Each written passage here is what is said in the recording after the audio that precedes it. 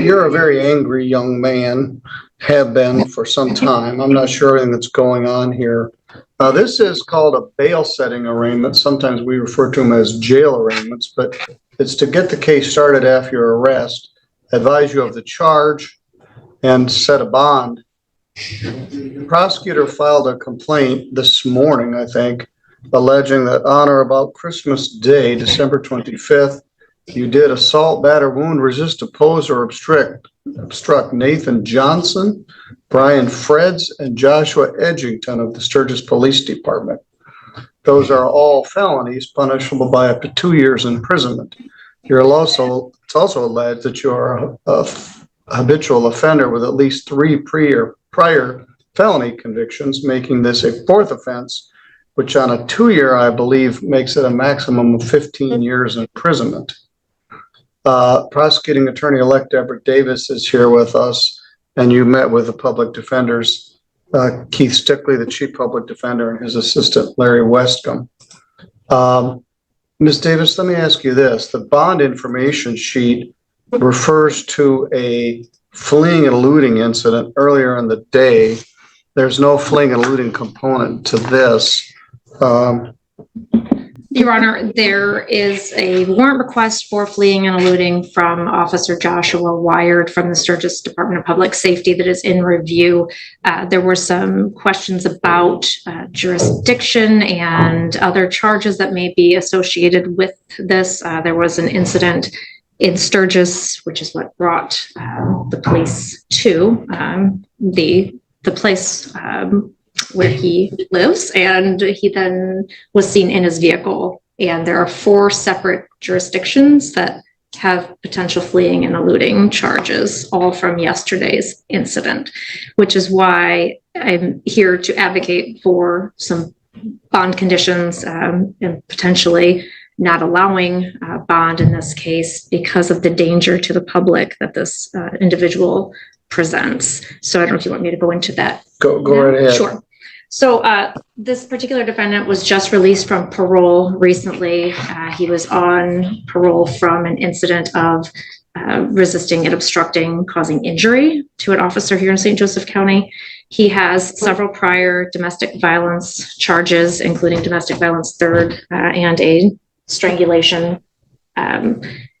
He has been charged with absconding previously because he hasn't appeared, and his behavior yesterday is extremely reckless and dangerous. This started in the early afternoon. It's alleged that his significant other, who was the victim of one of his prior domestic violence charges, had called the police to assist her because he was being violent and breaking things at the home, and she alleged that he is using methamphetamine again since he's been off of parole for a few weeks. So with that, the officers waited to see if he would come back because she said he had left driving erratically. He did, in fact, pass by the officer on Nottowell Road going 100 miles an hour in a 45-mile-an-hour zone. It's alleged that at that time, Officer Wired did pursue the defendant, but that pursuit went through multiple townships and the village of Baroque and then into the state of Indiana, where it had to be terminated. Shortly thereafter, it's alleged that LaGrange picked up, they found him, and he then fled from the LaGrange officers back into Michigan. It's alleged that they then lost him again, and then he went back into Indiana and then came back to Michigan, where St. Joseph County deputies found him and pursued him, where they lost him again. And then Officer Wired in Baroque Township found him again and pursued him. But because of his driving being so dangerous, passing people on the right side, that sort of thing, they terminated the pursuit. And then a tip led them to find him last night in Sturgis at the American Inn, which is where this RNO ×3 was alleged to have occurred, because he refused to come out of the hotel room, physically was holding the door shut, preventing the officers from unlocking the door. And then they found him in the bathroom, again, not coming out with the officer's lawful commands. So as far as the danger to the public, I think with his driving and the issues. He does have a valid license, which is surprising based on the fact that he has 3 prior OWI incidents in different states. He has criminal history in several different states, including a flee and elude in West Virginia, and some incidents in Indiana, multiple different instances of use of controlled substances and assaultive, threatening behavior, multiple prior assaulting, resisting, obstructing of police officers, although some of them were dismissed as part of plea agreements. He is an extremely dangerous person in the view of the prosecutor's office, and we would ask that the court consider not allowing a bond at this point because of the danger to the public, as well as the likelihood that he is not going to appear. And if he doesn't appear and a bench warrant is issued, it could be an extremely dangerous situation for the law enforcement involved, as well as the public, if they have to go out and chase him and find him again. Again, there's also going to be at least the flee and elude from Sturgis that is under investigation because of the potential for the methamphetamine and potential for an OWI or OUID. There was some further investigation that was supposed to take place this afternoon. I'm not sure the status of that yet. So we went forward with just authorizing on the resisting and obstructing, which we're prepared to have a trial on those pretty quickly. If the court wants to set it quick, we can. I would rather have this individual stay in custody and not be able to have access to vehicles or substances so that we can have a trial sooner rather than later. And because he is a 4th habitual, the fleeing and eluding will likely be a potential life offense. All right, the fleeing and elude could be a 5-year with a 4th habitual. Mr. Fleming, the public defenders are here with you. Let me ask you a couple questions. I show your address as North Street, Sturgis. Is that correct? Yes, sir. Yes, sir. All right. So the room at the American Inn, Mr. Mr. Cannon's room, you didn't reside there. You just happened to be there. Mr. Fleming, I'm going to advise that you not answer that question. All right. Your Honor, we would ask that the court respect Mr. Fleming's right to stand mute, have a not guilty plea entered on his behalf. All right. And then we have we would have a brief, I guess, rebuttal in terms of bond. All right, Mr. Fleming, in interest in protecting any of your rights, the public defender's recommendation is you don't say anything. And some of it may be moot because I'm going to deny your bond. So there's no point in asking whether you're employed, I guess, or where you live. I'll speak to the reasons for it here in a minute. But Mr. Stickley's advice is probably wise. So at this point, I'm going to show you stand mute, plead not guilty. I'm going to appoint an attorney for you. I'm going to set a pre-exam conference for January 7th of 2025 at 8:30. Pre-exam conference for January 14th, 2025, if needed, at 1 p.m. Mr. Stickley, what else would you like to place on the record here? Your Honor, the only other thing that I have to place on the record this afternoon is that the defendant understands that the court might have reservations about what kind of bond might be set. MCL 765.6 does lay out that the defendant would be entitled to bond and that bail shouldn't be excessive if not addressed by some other statute. On the list of no bond acts, allegations in Michigan, I'm not sure that this qualifies as a no bond. I had a concern that a 2-year R&O would qualify for no bond. So let me look at the rule. But go ahead. And that is my statement, Your Honor. I was not able to find where resisting and obstructing an officer was one of the enumerated no bond conditions as referenced. I know the general overall rules MCL 765.6. I was trying to find, as you know, it's broken out a little bit helter skelter. But yes. I don't believe that is a qualifying offense to a no bond condition. All right. This happens a lot.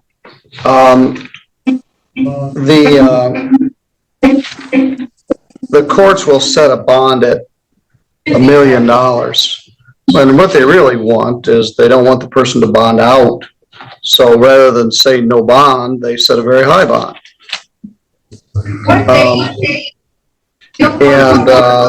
That's somewhat disingenuous. The legislature is working on some bail reform statutes that I don't think got over the hump at the end of the last session.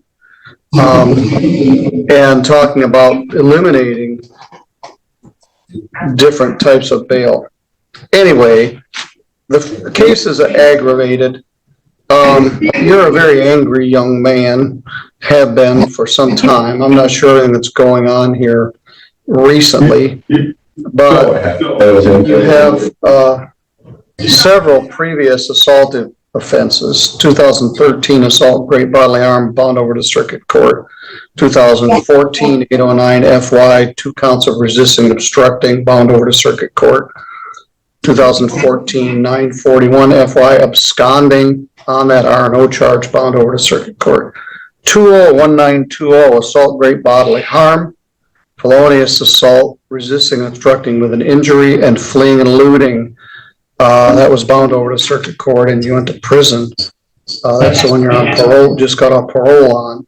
File 201972 was a domestic violence third offense felony charge, bound over to circuit court. You had an assault and battery and MDOP in my court in 2021, I think, while the other case was pending, and you never ended up paying the fine and costs. Ms. Davis also indicated there's some out-of-state charges, including a fleeing and eluding in another state. The resisting and obstructing here is not that egregious. You went into some other guy's hotel room and wouldn't open the door for the police. It's like a child hiding their head under a blanket thinking maybe nobody would see them. And then it read like a bad movie where you're hiding in the shower. They should have turned the water on. Anyway, that's how you finally got arrested, and they were resolute in their attempt to take you into custody. The reason that I considered all of this stuff, but there are more charges coming, and it would be not a great situation to have you bond out on this and immediately get rearrested on some new charges. So my intention was to deny the bond, at least until the time of the pre-exam conference on January 7th, and see what else gets charged, which would be more honest than setting a very high bond that you couldn't post. But Mr. Stickley pointed out a fear that I had. There are certain cases you can deny bond for, and I'm not certain that the actual facts of this case, where you wouldn't open a hotel room door, generally wouldn't merit a denied bond. You've got a bunch of baggage in your past and a bunch of baggage in your future. But there's good reason, public safety reason, to not let you bond out pending the new charges. So we will set a bond as Mr. Stickley requests. Bond set at $200,000, cash or surety. This sounds like methamphetamine with a capital M, but we'll see how it plays out.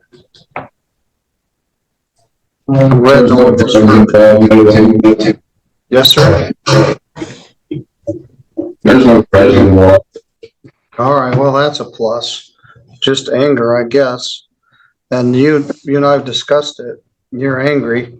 So, I mean, you drew a crappy hand, I'll grant you that, but this isn't the way to resolve it. Billy Joel wrote a song called Angry Young Man. I used to have the lyrics taped inside my briefcase when I was in law school. You remember me when I was a kid? Yes, I do. I remember your brother and your sisters. That's what I'm talking about. I don't have a brother. I got a sister that was molested. Now Yes, you remember? I was the guy that prosecuted the case. Yeah, I know you was. You was the one that let him off. I didn't let him off. He ultimately was convicted. He was acquitted in the first case, and we had a second one. That was almost 40 years ago. And no, I didn't let him off. He ultimately, I believe, went to prison. No, he didn't. You let him off. Child molestation. All right. You let him All go. right. Let's Hold tight. all right. Anyway, we'll leave that song lyric for another day. No drugs and no alcohol. No driving test if directed. I don't think you're going to bond out. We'll see what comes of these new charges. Yes, Mr. Fleming, I remember when you were a kid and you got a lot of pent up anger you're still dealing with. All right, sir. I'll see you on January 7th. Your attorney will come out to the jail and see you. The line goes, I believe I've passed the age of consciousness and righteous rage. I found that just surviving was a noble fight. I once believed in causes too. I had my pointless point of view, but life goes on no matter who was wrong or right. I'm going to put that last part on my tombstone. Life goes on no matter who was wrong or right. He was very young.